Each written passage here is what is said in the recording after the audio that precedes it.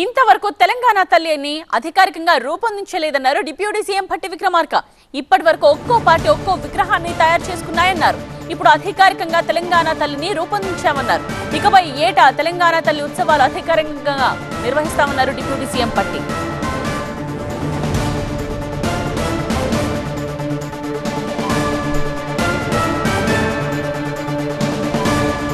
తెలంగాణ తల్లి మీద బీఆర్ఎస్ కు గౌరవం ఉంటే సభకొచ్చి అభిప్రాయాలు చెప్పేవాళ్ళన్నారు. వాళ్లకు తెలంగాణ మీద తెలంగాణ తల్లి మీద గౌరవం లేదన్నారు. అధికారం మీదే వాళ్ల తాపత్రయం అంటూ విమర్శలు చేశారు భట్టి విక్రమార్క.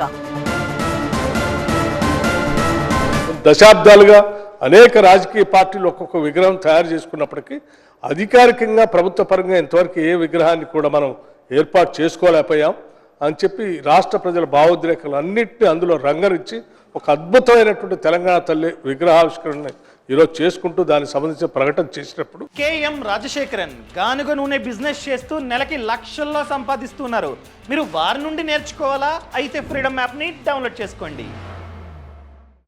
నిజంగా తెలంగాణ మీద తెలంగాణ తల్లి మీద గౌరవం ఉన్నటువంటి ప్రతి ఒక్కళ్ళు కూడా ఈరోజు సభలో ఉండి వారి అభిప్రాయాలు చెప్పాల్సి ఉంటుంది.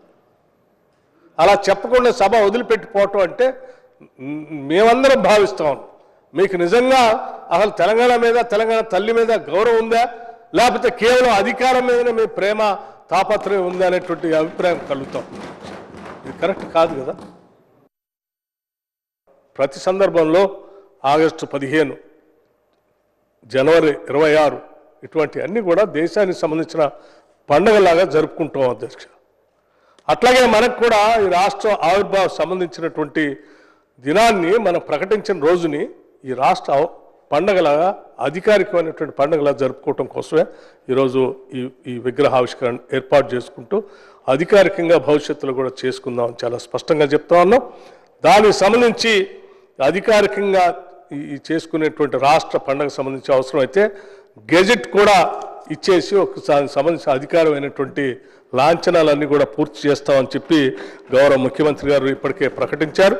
వారి సందేశాన్ని కూడా మీ ద్వారా ఈ సభకి ఈ రాష్ట్ర ప్రజలకు కూడా తెలియజేస్తున్నాం అధ్యక్ష.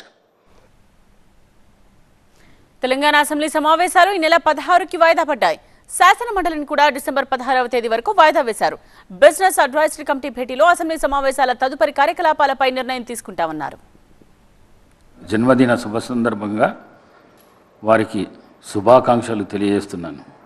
అదేవిధంగా ఈరోజు రాష్ట్ర ముఖ్యమంత్రి గారు తెలంగాణ తల్లి విగ్రహాన్ని అధికారికంగా సచివాలయంలో నెలకొల్పుతున్న సందర్భంగా ప్రభుత్వానికి ధన్యవాదాలు తెలుపుతున్నాను. The House is urgent to meet again at 10 AM on Monday, the 16th December 2024.